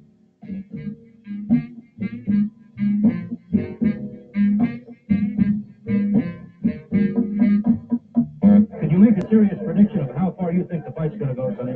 If my way can't talk, I'm going to kill him. Heavyweight champion Sonny Liston, already being compared with all-time greats Jack Dempsey and Joe Louis, goes into training to dispense with the Louisville left. Liston's an 8-1 favorite, and many experts think that's giving Clay the benefit of the doubt. I'm young, I'm handsome, I'm fast, I'm pretty, and can't possibly be beat. But you won't be after I finish with you. If you like to lose your money, be a fool and bet on Sunday. Y'all hear him rapping? Yep. Y'all hear him rapping? Sure do. I'm going to show you something. The media loved Clay's antics, but didn't like his chances in the ring. Cassius, can I ask you how you're feeling now at this point in your I'm training? feeling great. I'm ready to go to war right now. Well, when you say you're ready to go to war right now, I see that guy on the street. I beat him before the fight. you'd actually take... And he called him a bear, putting it in the context of a lion and a bull. Are y'all hearing this? Doing this unconsciously. Before the fight? Beat him like I'm his daddy. I saw Sonny Liston a few days ago, Cassius. Ain't he ugly? He's too ugly to be the world champ. The world champ should be pretty like me. Well, he told me to bet. Look, is he head and shoulders above this man he's talking to? Yes. Big, fast, heavyweight. Life that you wouldn't go 3 rounds. Well, if you want to lose your money, then bet on Sunday. I'll never lose a fight. It's impossible. Tell him. It's impossible. Never lost a fight in your life. Ask any of my fans when was the last time they lost. I'm too fast. Champion from I'm the king. Born the champ. I'm the king. Born the champ. This is coming from his heart. I'm a fighter. I'm a poet. I'm a prophet. I'm the resurrector. I'm the savior of the boxing world. Y'all didn't hear that. Oh, yeah, we did. Y'all didn't hear that. He announced who he was. He is the seed of the prophet Cush. He just announced who he was. It's impossible. Never lost a fight in your life. Ask any of my fans when was the last time they lost. I'm too fast. Champion from I'm the king. Born the champ. I'm not only a fighter. I'm a poet. I'm a prophet. I'm the resurrector. I'm the savior of the boxing world. Talking about himself in religious terms. Poet, prophet, savior, resurrector.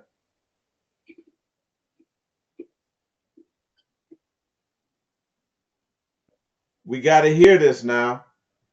And what many people don't know is Muhammad Ali, before this fight, put out a rap record.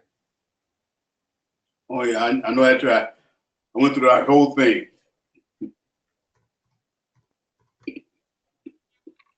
She did. He put out a rap record.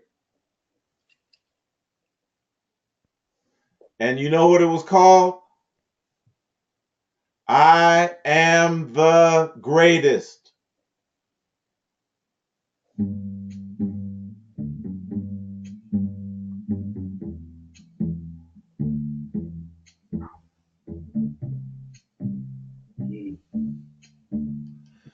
He did it on stage with a live orchestra and read his poetry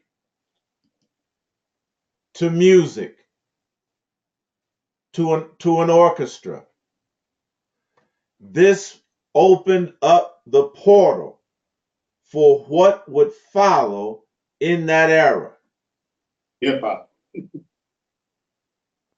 This opened up a portal. Not just, he said, put boxing aside. I'm not just a boxer.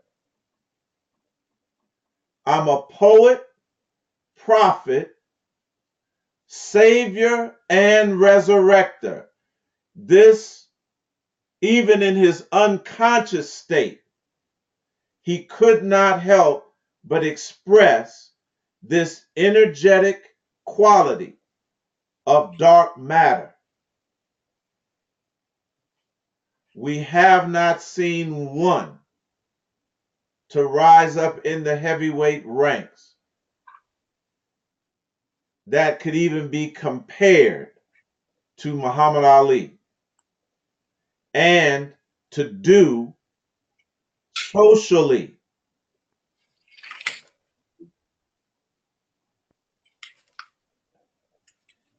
And to represent worldwide what this man has done. We have not recognized it, but we are coming awake now. And we can make what? This connection between what is new, what is familiar, what has happened right before our eyes, and connect it all the way back to the ancient, to our roots, to our beginnings, as what? The gods of this realm. Again, I'm not saying that, look, if Muhammad Ali was fully activated, it wasn't the time, but he gave us a blueprint to understand this energy. And he became a gateway, a portal for us, that when we regained our sight back, that we could point to him and start matching him up to the time when we demonstrated the full range of our divine powers. Everybody with me? Dang.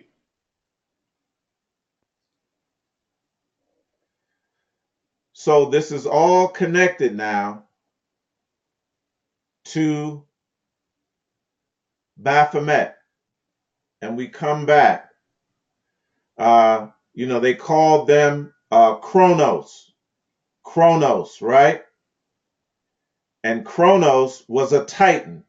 You're going to find that they called Muhammad Ali a Titan when he transitioned.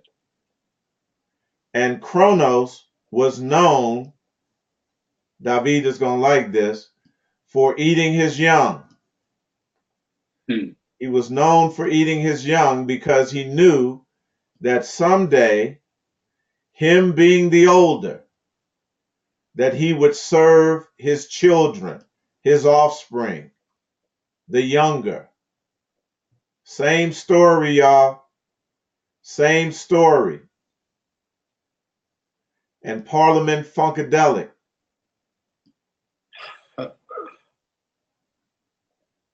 represented this in their album America Eats Its Young. Why? Because they're afraid of the same thing.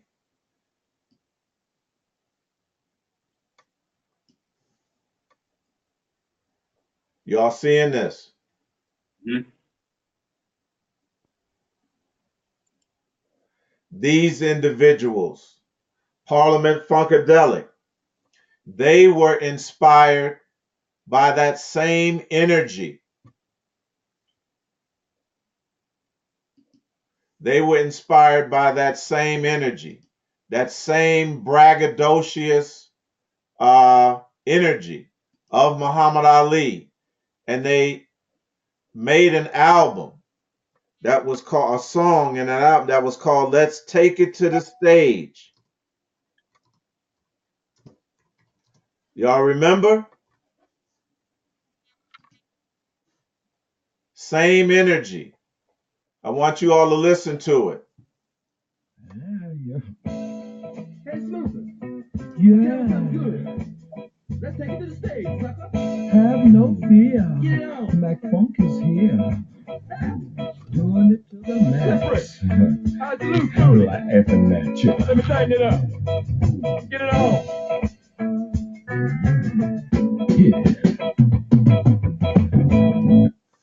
Calling out the other groups by name. Let's take it to the stage. Get in the ring. Y'all with me? Mm-hmm. And rap had that same Muhammad Ali feel, talking about that they was the greatest. What they had. Yes. That type of masculine confidence and energy. The return of it created a different atmosphere. We are not our grandparents. We're not turning the other cheek. Muhammad Ali, Joe Louis might have did it and went to the war and did this check, but I'm not doing it. I'm not Joe Louis. I represent something else, another spirit, another energy that is coming forth, and it issued forth from that period. So, from a spiritual perspective, let's look at Baphomet now. And we have said that we've allowed people to say that this is Satan and satanic, but it's representing everything that we talked about. Singularity. His one hand is pointing upwards. The other hand is pointing downward. As above, so below. It is combining opposites, male and female, dark and light, into one representation, which is the representation of the full acquisition of our power when we are no longer dual or dualistic. And the true crown, that crown chakra ignited, coming out of the head.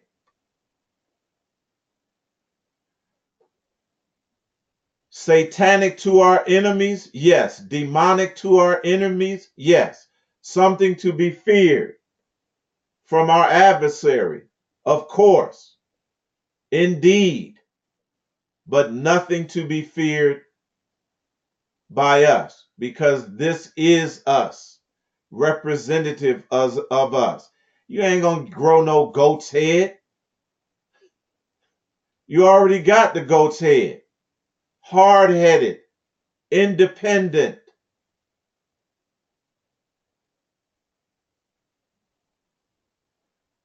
Will not bow down easily. The Baphomet symbolizes the union of opposites. This is the return to singularity, the return to wholeness, you all, as represented in the image above, drawn by black magic practitioner Eliphas Levi. Black magic is just their attempt to tap into the magic of melanin. They cannot, as a general rule, whose name is on the bottom. There is the image of a light moon and a dark moon. The positioning of his hands is also in opposite directions, representing the motto, as above, so below. All these sayings and symbols point to what is known as the secret doctrine, which is the union of the gods, that means the divine aspect, with humanity. The fusion of the sacred feminine and the masculine is nothing more than a desire on the part of occultists for the return of the gods to earth to do what? Once again mate with human women.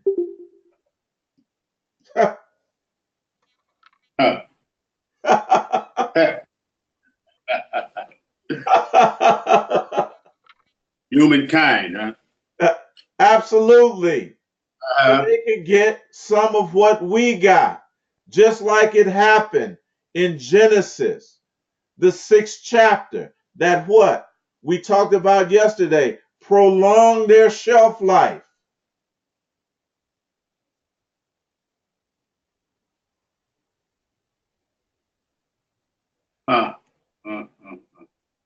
A topic extensively covered in our article on the Nephilim of Genesis chapter 6 of the Bible. Since it was taboo to publicly discuss this ancient secret, So therefore it was passed down through arcane symbols for centuries. The Baphomet thus became seen as a father of wisdom. There you go, Amaria. And liberator of the spirit of those who were initiated. That is the subtle or wise serpent of the Genesis garden narrative. All these references of opposites are really alluding to the desire for the occultist to join with spirit beings from the angelic or cherubic realm. That is us. It is this union of opposites that is the secret teaching. Y'all with me? Does that make it plain, you all? Who the characters were? As much as they say that they don't want this,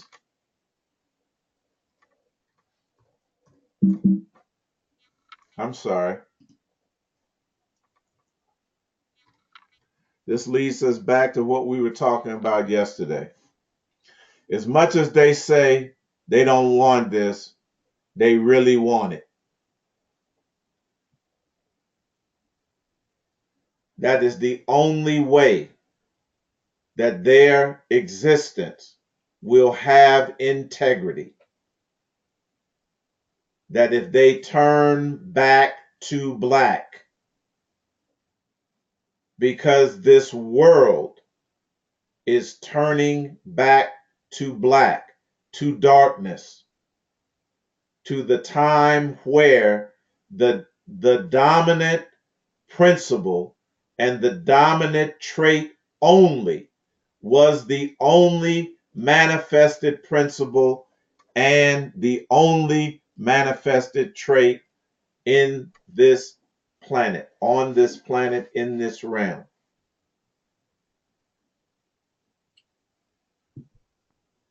We don't see that. Do we see it or not? And we do see it. All right, at this point, we're going to end the recording and open up, and thus in this session, and open up the discussion, or open up the this session rather, for any further discussion or questions or comments. All right. So we're going to end this portion right here.